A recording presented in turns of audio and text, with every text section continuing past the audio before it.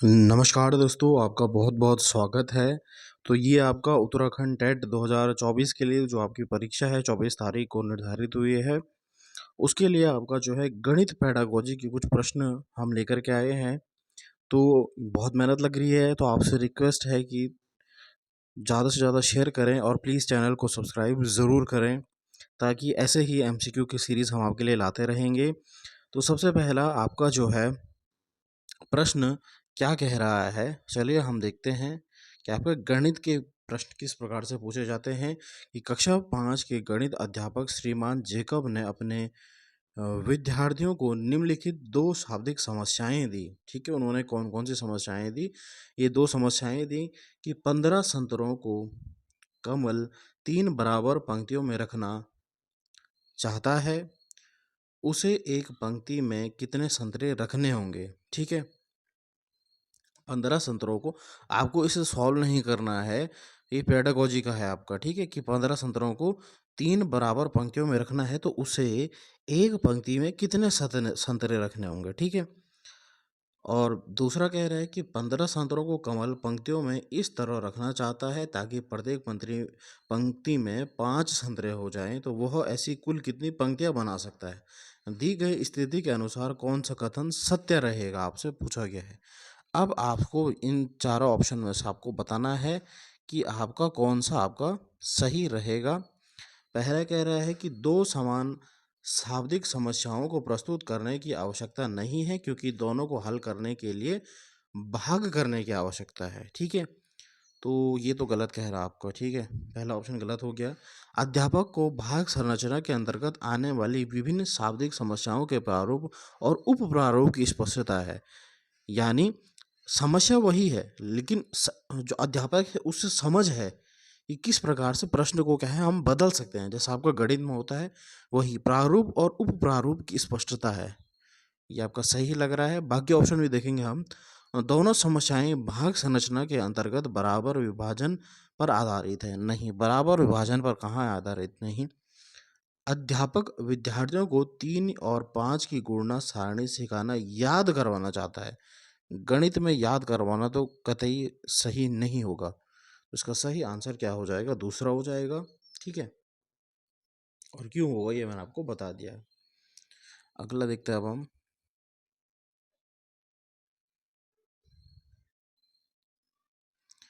निम्न में से क्या बुनियादी संख्यात्मक कौशल में वृद्धि के लिए सुझावित शिक्षा शास्त्रीय रणनीति नहीं है? यानी आपको जहाँ पे भी नहीं आएगा आपको गलत ढूंढना है।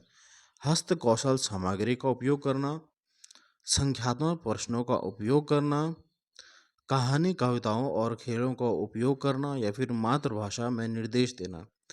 कौन सा बुनियादी, अगर आप बच्चों को संख्या समझा रहे हो तो बुनियादी संख्यात्मक कौशल बच्चों में विकसित कर रहे हो, संख्या का ज्ञान दे रहे हो, तो हस्त कौशल सामग्री का उपयोग करना बिल्कुल सही। आपने सपोज हाथ से कुछ जो आप बॉल लाई सपोज, तो उसको क्या है बच्चों को बताया दिया कि ये 2 बॉल है, ये 3 बॉल है, इस प्रकार से। ठीक है, तो हस्त कौशल सामग्री का उपयोग करना बिल्कुल सही है। संख्यात्मक प्रश्नों का उपयोग करना, यानी आप बच्चों को उससे रिलेटेड आप प्रश्न पूछ रहे हैं। ठीक है, तो ये गलत हो जाएगा क्योंकि बच्चा अभी छोटा है। अभी क्या बोल रहा है? बुनियादी संख्यात्मक। बुनियादी यानी बच्चा क्या है 1 से लेकर 5 तक मान सकते हैं हम। ठीक है, तो बुनियादी संख्यात्मक कौशल विकसित कर रहे हैं अभी। ठीक है, तो संख्यात्मक प्रश्न नहीं पूछेंगे बच्चे को। ठीक है, कहानी कविताओं और खेलों का उपयोग भी कर सकते हैं, और मातृभाषा में ही निर्देश देना है बच्चों को। ठीक है, तो इसका सही आंसर क्या हो जाएगा? ऑप्शन जो होगा इसका, यहाँ पे ऑप्शन हो जाएगा बिल्कुल बी ऑप्शन हो जाएगा। कि क्या है कि नहीं है, बिल्कुल नहीं है ढूंढना, हमें ना गलत ढूंढना है। ठीक है, तो गलत कौन सा? आपका ऑप्शन सेकंड है। ठीक है, ये नहीं पे आपको विशेषकर ध्यान देना है। मैंने कई बार आपको बता दिया है कि जहाँ पे भी नहीं आएगा वहाँ पे आपको क्या है गलत ढूंढना है। चलिए अगला प्रश्न देखते हैं अब हम।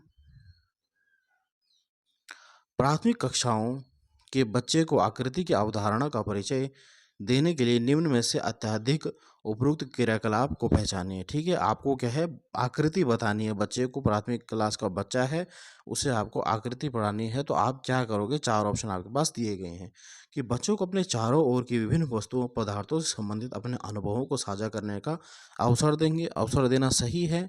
और अगर आप बच्चे को क्या है आकृति पढ़ा रहे हो, तो सबसे अच्छा जो तरीका होता है वो क्या होता है, उसके आसपास की चीज़ों को वो अनुभव करता है, ऑब्जर्व करता है। ठीक है, बिल्कुल ये आपका सही कह रहा है।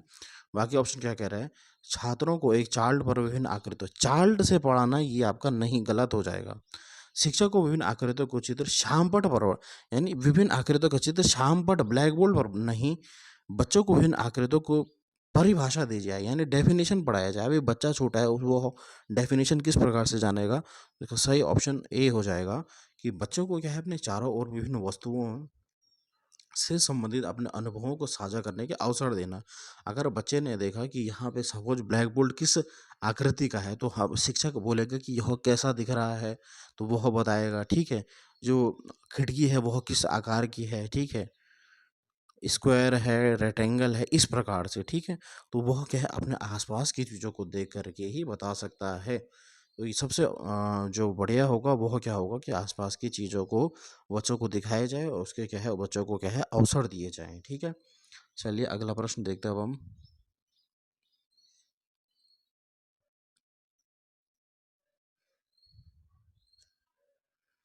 इनमें से कौन सा सोपान समस्या समाधान में शामिल नहीं है, यानी आपको गलत ढूंढना है।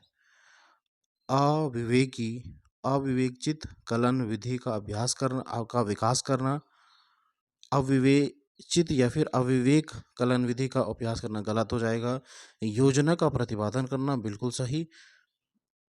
उत्तर या फिर परिणाम को प्रतिपादित करना, सही है।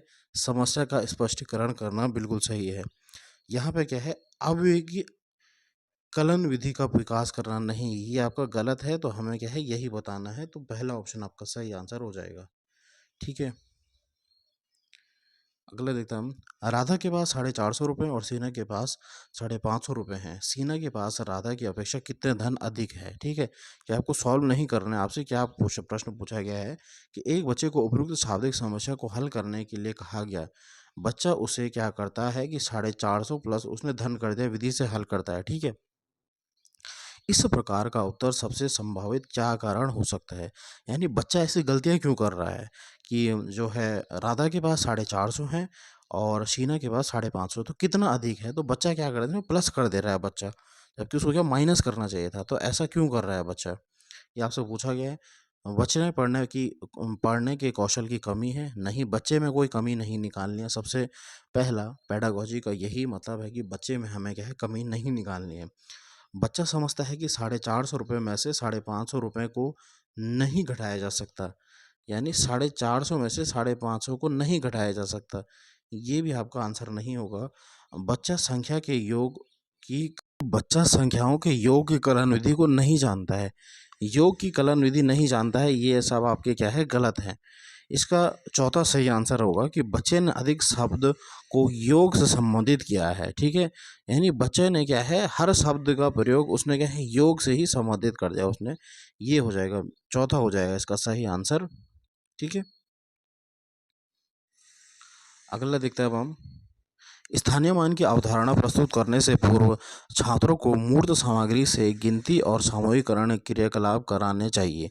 इस प्रकार के क्रियाकलाप का प्रयोजन क्या है, यानी स्थानीय मान बताने से पहले, प्लेस वैल्यू बताने से पहले बच्चों को क्या है, मूर्त सामग्री की गिनती समझना चाहिए। तो यह क्या होता है। ठीक है, आपने एबेस्कस पढ़ा होगा।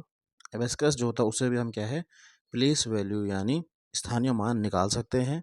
तो हम सबसे पहले क्या है, गिनती करने से पहले जो है मूर्त चीज़ों को बच्चों से क्यों पढ़वाते हैं, यानी बच्चों को क्यों मूर्त चीज़ों से सिखवाते हैं। तो इससे क्या, पहला कह रहा है कि छात्रों के उत्तम प्रेरक कौशल में सुधार करना, यह दैनिक जीवन में उपयोग की जाने वाली वस्तुओं के समूह बनाने में सहायता करना, ये तो गलत हो जाएगा। यह दी गई सामग्री की आकृति को पहचानने में सहायता करना, नहीं। यह स्थानीय मान प्रणाली में समूहीकरण और विनिमय को समझने में मदद करना, बिल्कुल।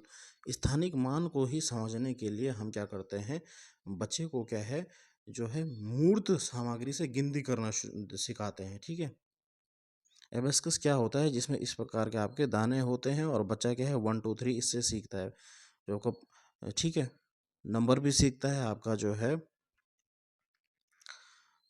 संख्या ज्ञान भी सीखता है। चलिए अगला देखते हैं अब हम।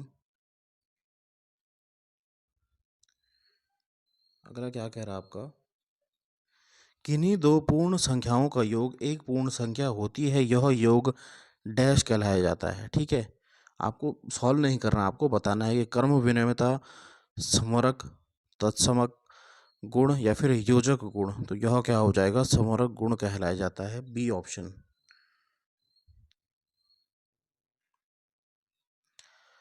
अगला है वैन हीले पे एक प्रश्न जरूर आएगा कि वैन हीले के सिद्धांत के अनुसार ज्यामितीय के अधिगम के लिए प्रथम महत्वपूर्ण पद संपूर्ण चिंतन है, क्योंकि। ठीक है, ये वैन हीले का जो आपका ज्यामितीय सिद्धांत होता है उस पे आपका जो है प्रश्न पूछा जाता है।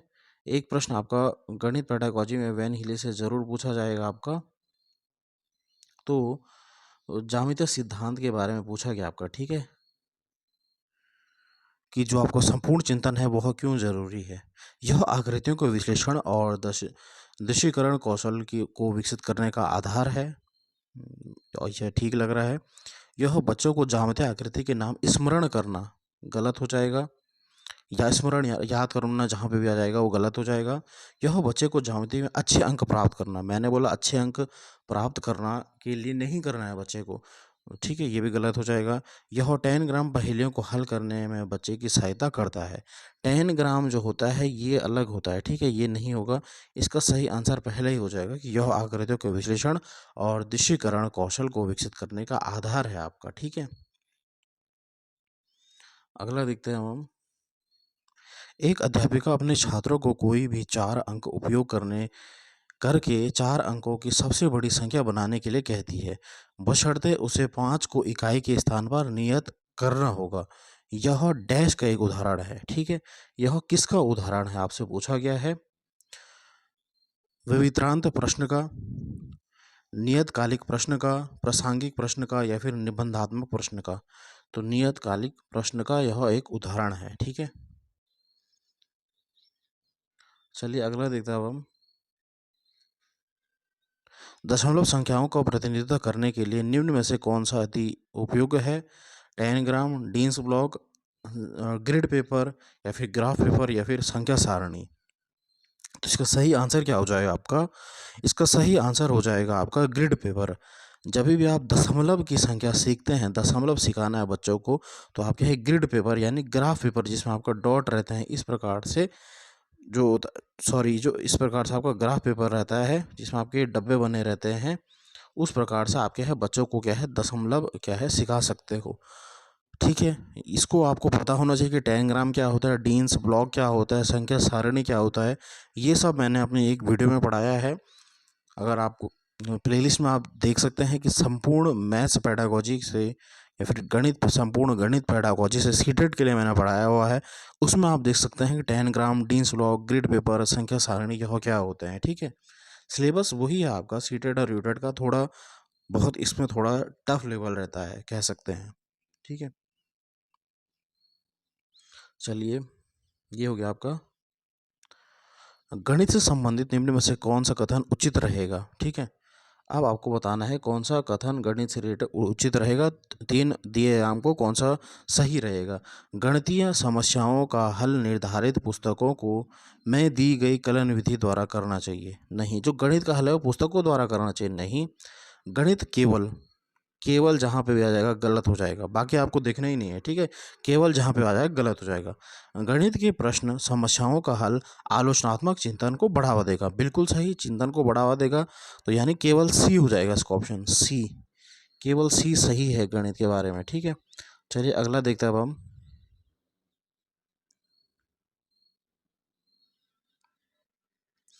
अगला कह रहे हैं बस एक संख्या 405 स्थान ए से स्थान बी के बीच चलती है।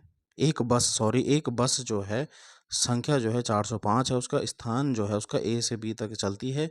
ऊपर दिए कथन में से किस प्रकार की संख्याओं के चित्रण का उपयोग किया गया है, प्रेक्षित संख्या, कर्म सूचक संख्या, गणन संख्या, या फिर नामिक या फिर अंकित संख्या। तो यह क्या हो जाएगा, अंकित संख्या हो जाएगा। इसमें आपको ज़्यादा बताना नहीं है, अगर पता होगा तो सीधा आप डायरेक्ट लगा सकते हो। ठीक है, जहाँ पे भी आपको पेडागोजी से प्रश्न आएगा वो मैं आपको बता दूंगा। चलिए